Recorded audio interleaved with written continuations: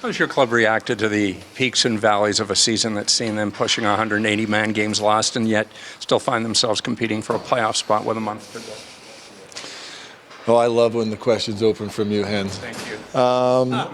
It is, you know what, it's adversity is something that every NHL team will go through, and for all teams, not just ours. And it's something that you can either meet and grow from, or you can use it as an excuse. And I like to think that our players are not using it as an excuse, certainly not in management or in coaching. So, you know, these are the peaks and valleys, and certainly the adversity are times when you have to grow. And I think it's difficult to become a good team in the NHL, but I think it's even more difficult to become an elite team. And for that, having that experience and that ability to be, to me, one of the biggest separations between the elite teams and the good teams is consistency. And that's something that we are definitely, as a group, trying to learn and develop. That ability to come out with that same peak effort. You're never going to do it all 82 games in a row, but certainly doing it more often than not. And that's something that our guys are learning, and something I'm very confident that they're going to continue to grow at. Why do you think the losses can be so bad the way they've been? I mean, obviously there's been lots of wins too, but it seems like there's a real gap between the good and the bad with this team. Well, you know, it's funny. I remember 4 or 5 years ago saying to somebody that, you know, we had an idea and a plan and a vision to try and make this an elite NHL team, and that person had said to me, well, that'll be so nice, because once the team is a good team and once the team is competing for a Stanley Cup, then it'll be nice and peaceful and quiet. And I said it's just the opposite. Once you become a good team, and again, we're trying to develop into an elite team, and we see it on some nights against certain opponents. We know that it's there, but this is what it's like. This is what it's like to be a team that is trying to compete for a Stanley Cup. It's quieter and more peaceful when you're going the other way, and when you're trying to rebuild from scratch. But if we are lucky enough to be the kind of team that can compete and win Stanley Cups, it will not be peaceful. It'll be loud and noisy, because the decisions are worth more, and the small decisions, the small tweaks, will have a bigger impact on a bigger stage, and that is just the way it is. Why do you think it's hard to go from good to great? Well, because again, I think the biggest thing is that professionalism and ability to. We all like to look back and think that certain players, even the best players who have ever played the game, never had bad games. It's just not true. But their ability and the ability of great teams to have fewer bad games, also a sense of occasion, of knowing when a game is a must-win game. I think that that's just something that comes with time and experience. And I think playing in Toronto can speed that up, because we are so sort of on it, and our fans are so passionate. But I see that as an advantage and not a disadvantage, that the expectations are high in that regard. And I think that I have all the confidence in the world that our players and the players that we have in this group and our management will make adjustments where we need to, and we'll make additions where we need to. And we're seeing a lot of the same stuff that our fans are seeing. But I have all the confidence in the world that we're going to get there. We're going to continue to power through this. What have you seen this year that you like, that has given you that confidence that you think this is the group to get there? Well, it's not just this year. I think that it's some of the things I've seen in just in the growth and maturation of some of our young core players. But I also love some of the additions. I don't think you can underestimate. I think sometimes people will take a snapshot of our team and think that this is exactly who we are and what we want to be and what we intend to be. But when you add a guy like Kyle Clifford, and I think what that intangible has brought to the rest of our club, I think he's had a positive impact on Cappy's game.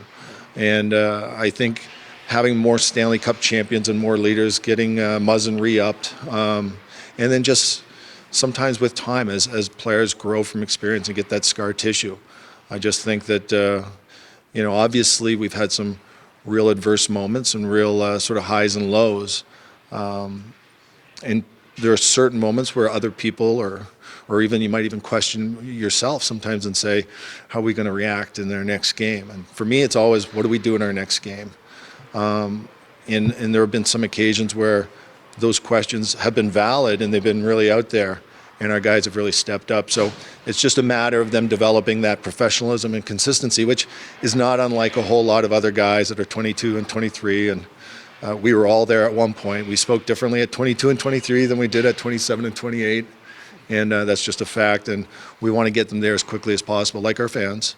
And they want to get there as quickly as possible, too. Brendan, his record would speak for itself, but what do you thought of the job that Sheldon has done as his crack at coaching an NHL club? I think he's been great. I think our record under Sheldon's been very good. I think that it's not easy for any coach to come in the middle of the season. You're inheriting a group. Certainly he knew the group well. He's been in the organization for a long time, but what I said on that day when he was introduced is still how I feel today. It's great to have an entire management group from myself to Kyle to Sheldon that are aligned. And like I said, it's not to say you can take a snapshot picture of our team on any one day and say, like, this is it, we're done. We've finished adding to our group. It's always going to be take some evolving and some adjustments and tweaks here and there, but I really like the job that Sheldon has done. In terms of whether this team will get there, you believe that. Boy, I don't talk much, eh? So you guys are going to just keep on asking questions, lots eh? to talk about. It is Steve Keogh. I'm blaming Steve Keogh for all this. I mean, Scott's so much nicer. if you believe in the core of this team, that it is the core of a Stanley Cup contender. At the beginning of this year, people looked at this team and thought this was a year in which this team could contend for a Stanley Cup. Have you seen enough from the Toronto Maple Leafs this year, given the struggles that you're still having now in terms of consistency day to day, that you think that this is still a Stanley Cup contending team this season? I just see adversity differently. And I remember years and years ago when I was playing for Jim Rutherford, he came into our dressing room with about 12 games to go and sort of took the pressure off of us and said that this, it didn't all ride on this year. And I really, at the time, I love Jim Rutherford, but I hated that message as a player. I wanted to have that pressure that we had to win this year. So I'll never take that pressure off our guys to sort of say, like, look, this is a long-term thing. It really is about now. But the truth of the matter is, right, this is about how we develop and how we grow. But I don't ever want to take the pressure off the guys. They want that pressure and they want the expectations about now. And then management, it's our job to certainly make judgments and make assessments that are about now, about this year, and about the future as well. What's impressed you most about Austin's season? What's impressed me most about Austin's season, that's, I always felt when he first came up that he had one of those rare players that has the ability to lead a league in scoring and also be its best defensive player. I mean, there's very few guys that do that. In hockey, I can remember Fedorov, basketball, Michael Jordan, and that's comparing him, putting him in some elite company. But I don't want to put that on him today, but he is the kind of guy, and you'll look down the hallway at a guy like a Kopitar and how he's played. I think that Austin is dynamic and explosive offensively, but I think that he also has the ability with his size and his strength and his awareness and his commitment to be also, a Selke Trophy winner. What would a 50-goal season mean to the organization? Look at you trying to be tough, huh? One more? Just hit one more, guys? I love it. Sorry. So what would a 50-goal season mean to the organization at this stage of its development? We're all about team success, and we are all about, we know why we're here, and we're not here for any of those individual accolades. But that being said, it's still exciting for the fans, and it's exciting for us, and it's probably exciting for Rick Vive. So you can't ignore that stuff. You can't ignore the individual achievements of players, but we understand, and they understand. How can you not be when you're living and playing in Toronto that this is all about the team success? May I ask one non-hockey question? Yes. Just get the organizations, how are you dealing with the coronavirus? How big of an issue is that on your plate right now, if at all? It's on our plate certainly, like a lot of organizations. The CDC and the WHO are working closely together. Our own physicians are closely in contact with them to see how this evolves day to day. So it's not something that anybody, if you turn on any of the news stations on any given day, it's not something that anybody has completely figured out yet. but I think that we can lean on those professionals and not necessarily rumors or other ideas that are going on in social media or the press. And if we lean on the CDC and the WHO, I think that they're going to give us the best, most accurate information so that our players, our fans, and our community are as safe as possible.